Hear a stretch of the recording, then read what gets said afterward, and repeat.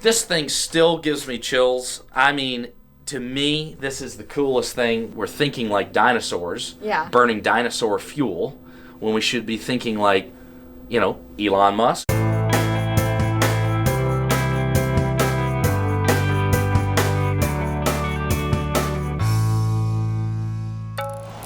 Hi guys, Kim here with Like Tesla. So we are at the home of John Knoll, and he is a fascinating individual. He has this huge solar setup all over his house, and he also has the first and the second Powerwall here in Georgia. Not only that, he has all kinds of other really cool environmental features in his home. So we're gonna take a look. Or at the flip of a switch, we just stick it to the man entirely, and we just use the solar and the batteries. Sticking it to the man. I am all about it. That's the ultimate They've been goal. sticking it to us for long enough. I think it's time to sort of equal the scales. This is who we need.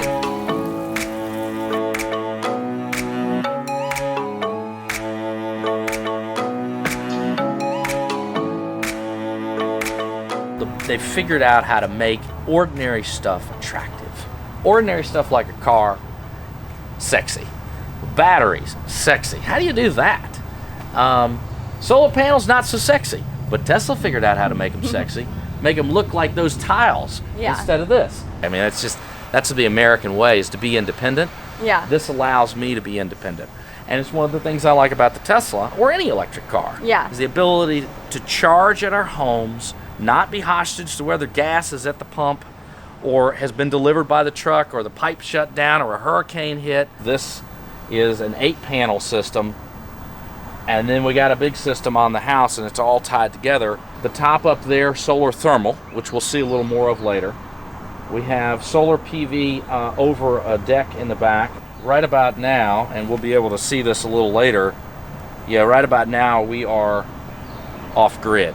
And later in the day, we'll actually have surplus, and that'll go to the Tesla Powerwall we have in the basement, which is where we're gonna go.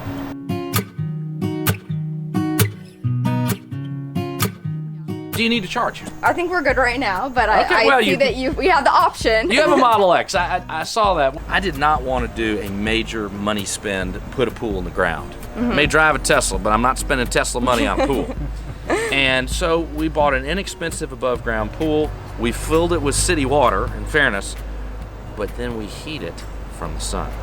And through my app on a phone, when the sun comes up and it hits the panels, we activate the pump only on sunny days. Yeah. Obviously, when we and in fact, my girlfriend is down at her office in Midtown, and I'll see the pump come on. That's awesome, though. But essentially, we're heating it for nothing. Right. All right, you make it through. We'll grab y'all one of these roses to put in the car on your way back.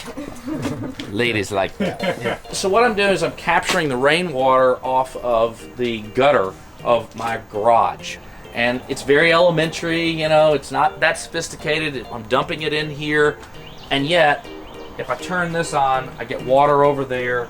If I turn these on, I get water into this. And because it's elevated, and this is one of the high points of the property, everything that way is pressurized. So when I water a plant 100 feet away, it's lower than this, and so the pressure's, you know, I don't need to spray it 50 feet. We water a huge garden, and another spot we'll show you, condensate off the air conditioner. Oh wow. Which is something nobody thinks about. I would not think about that. And we got, I mean, we probably produce hundreds of gallons a year condensate off of the air conditioner. It's crazy. That's crazy. You see that water dropping out of air conditioners, we'll capture it. So how did you do this setup? Did you do this yourself? I did it myself. I paid $50 for this thing, and I don't have to use city water, and plants don't like chlorine. Yeah. So we get out there, we water our plants with chlorine. Plants hate that. I see how our panels are doing. Power flow. We've gone from 2.6 to 3.3. The office is using some juice, something else is using some juice, but we're still throwing back to the Powerwall. And Powerwall's coming up. We're at 53%, and you can see the little line going whoop, whoop. They claim I'm the last guy, I mean, I'm sure I wasn't the last guy, to get this color. They said they were discontinuing it. Yeah. And so when I decided I wanted a Tesla, and I went in there, and everything was great, and I knew what options, blah, blah, blah, blah, and I went to pick the color, and I went, oh, I have no idea. I don't know what to do. And so I'm a green guy, I knew I just had to get a green color. And little did I know, Yeah. it was this gorgeous color that they were going to discontinue. Yeah. And every time I go to a supercharger, somebody's like, that's a great color. Where do I get that? And You can't. you can't. Well, I see the roof looks a little unusual up here. Is this solar panels? This is a Canadian-made panel. All the other panels are, of course, Georgia-made. Where else? But these are a Canadian-made panel, and the reason that I wanted that is because of the transmissivity of these panels. They're going to be over my deck, and I was like, I want to look at like a dungeon in the wintertime. Yeah. And that's my kitchen window. So you can sit back here, and it has 5 or 10% transmissivity. So when the sun's above you, even in the summertime, you see the light, Yeah. and you feel just a little of the sun, but 90% of it's knocked out. Right. So it allows you to have a porch Right. that's sunny, but not too sunny. No, I love it. It's also such a great solution for people who don't or can't put solar panels on their house. They could do an awning like this. Exactly So- right. So this thing still gives me chills. I mean, to me, this is the coolest thing going. Now, I recognize there was an initial Powerwall. This is the Powerwall 2, but this is the real one they're putting out in the marketplace. And if you take it from an angle, you can see this is pulsing. It's telling you, I'm filling up, I'm juicing up. So the solar's really producing. We're still charging the car, and we're still putting just a little bit into the Powerwall. Now we shut off the car, which we'll do right now. We'll really throw it in there. Stop charging. We stopped it. Let's go to here and see what happens. The house is using almost nothing. Now we're dumping. And you hear the fans? Yeah. Fans are kicking on. Hear that? Yeah. The little fan. I think it's purging right there. As Tesla people, we all know that from the supercharging. Right. It hits it with all that voltage, and the batteries start warming up, and then the fans kick on. Same principles applying here. It was just getting a little juice, didn't care about it. But when the juice started to increase, it wanted to protect it. So I imagine this type of setup is pretty expensive to get going. And I'm just curious, like, what makes you tick? You know, we don't see a lot of people, especially in your position, you're running for public service commissioner, that go to this extreme. Yeah, I think it's a byproduct of my interest in really reducing my carbon footprint. Like, at my core, I'm an environmentalist. I want to have as little footprint impact on the planet as I can. I think that's what we're all charged with doing. We don't want to be polluting and terrible.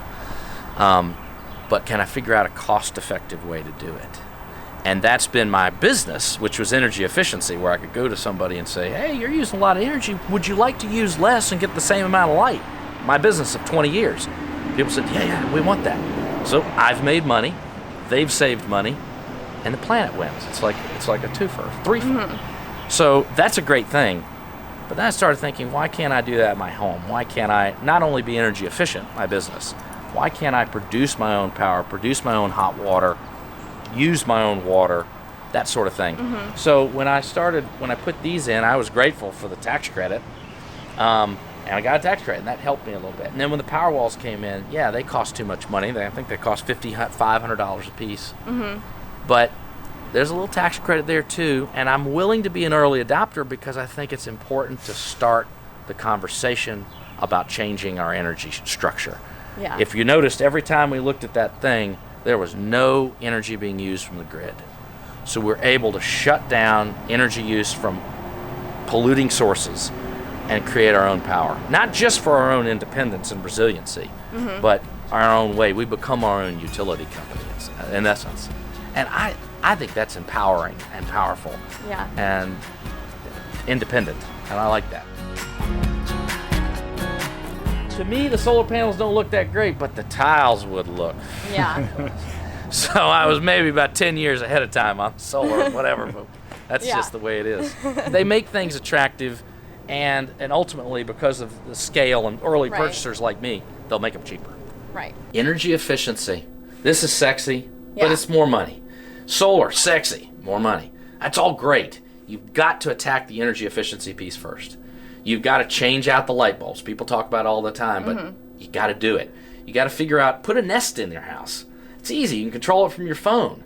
when you leave, the Nest knows it and it says, "Oh, I'm shutting down things now," because there's no occupants. It has an occupancy sensor.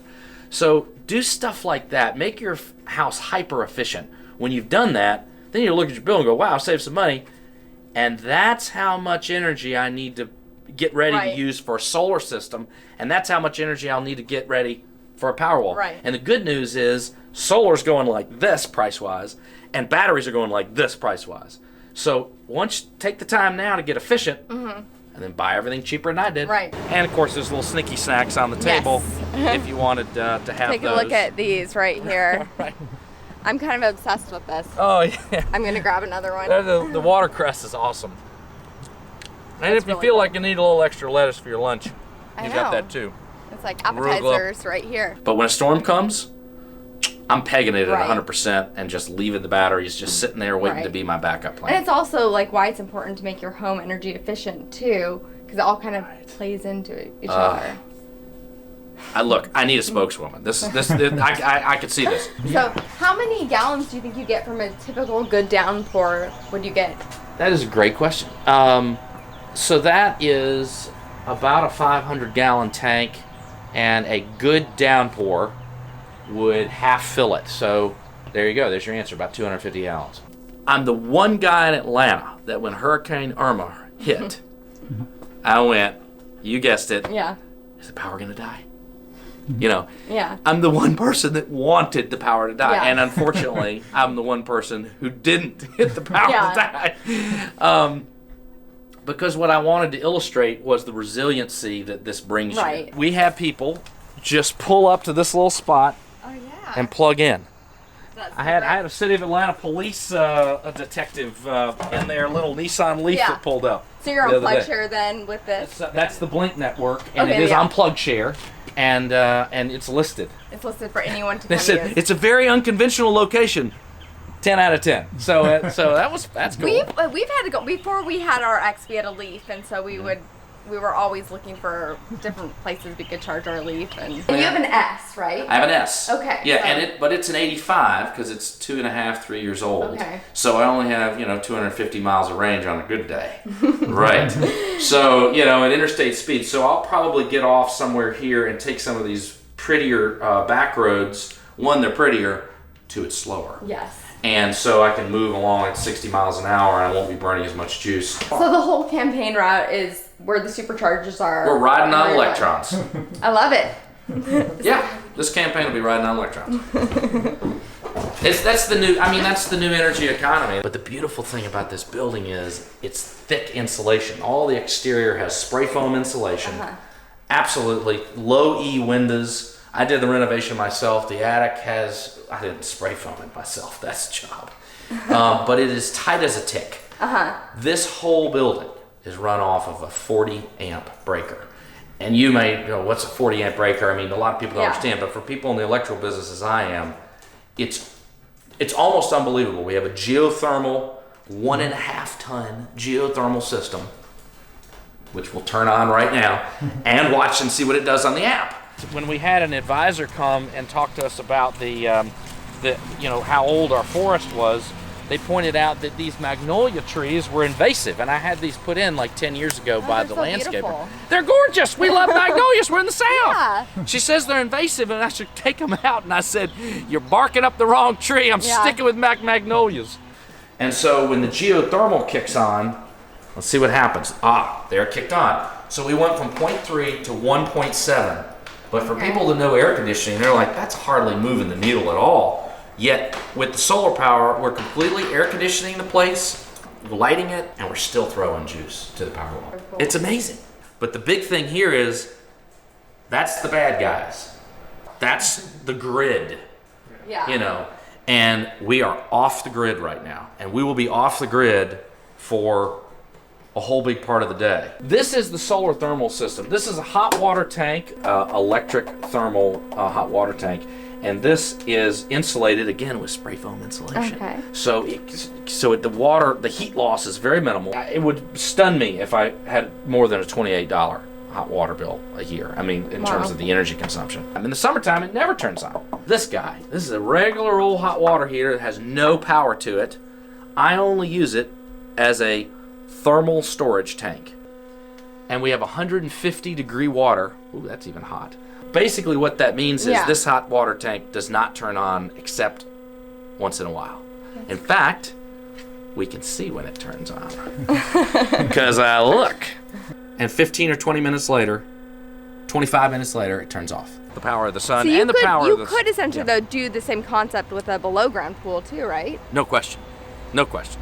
Yeah, this costs $3,000 instead of $30,000 or $50,000, or whatever people spend but for now, that's our introduction to pool. She wanted a pool, by golly, we got her a pool. I like it. I want a pool, too. Oh, no! If you like our videos, please press the like button and comment below. That really helps my channel grow as it tells YouTube to share our videos with others and help spread the word of sustainability and EVs. And if you're in the market for an S or an X, or you know someone who is, please use my referral code. Thanks for watching.